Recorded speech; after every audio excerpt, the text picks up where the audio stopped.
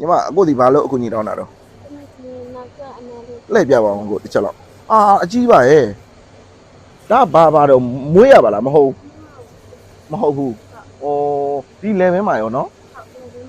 အေးအဲ့ဒါမှအကြီးရောအစီချင်းပုံလားlevel ရောနော်ညီမလေးအဲ့ဆိုရင်မွေးရပါမဟုတ်ဘူးအိမ်တော်ရသားရှိလား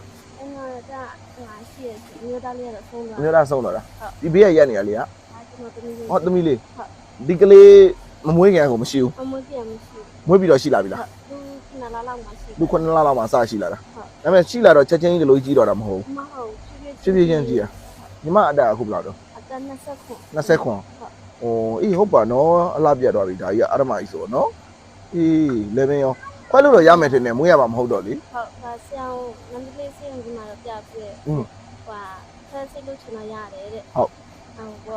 ကိုစိတ်ရှိမှခွဲလို့ရတယ်စိတ်ရှိရင်ခွဲလို့ရတယ်ဒါပေမဲ့တစ်ဖက်မှာလည်းဒီဟော်ရီကလည်းအဆင်မပြေဘူးလေတကယ်လည်းဒီမှာအမှုသားတွေဆိုတာဒီနေ့တောက်အတော်တင်းဒီမှာကတ်နေရတာဒီနောက်ကအိမ်လည်းအိမ်ငားနေရတာအတော်ဒီမှာကိုကတ်နေရတာဗျာအမျိုးသားဆုံးတော့ကြာပြီလား4 နှစ်တောင်ရှိပြီ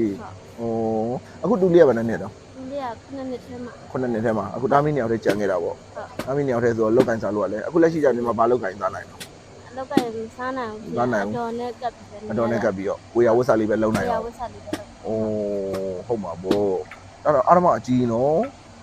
ကဲဟုတ်ပြီအဲ့ဆိုရင်ညီမလေးအခုဒါလေးကိုခွဲစိတ်အောင်ရှေ့ဆရာဝန်တွေကိုနောက်တစ်ချိန်ပြန်ပြီးပြလို့ရအောင်မတီးပြီးတော့အလူငွေလေးတော့လှူပေးမယ်အလူငွေလေးပထမဆုံးချိန်နေနဲ့ကျွန်တော်လှူပေးပါမယ်အလူရှင်နာမည်နေစဉ်းစားလာမယ်ကျွန်တော်အလူရှင်စင်းစာအုပ်ကမေ့နေတာမေ့လာခဲ့တော့အလူရှင်ကအေဝရရာစာဟုတ်ပါဘူးအေဝရမီတာစုလှိုင်စားတိုင်းမှာကျွန်တော်ဒီ2သိန်းလှူထားလေးရှိရအဲ့2သိန်းလှူပေးမယ်နောက်ထပ်1သိန်းလောက်ကကျွန်တော်တို့ရန်ကုန်မြို့ကဦးမျိုးစန်း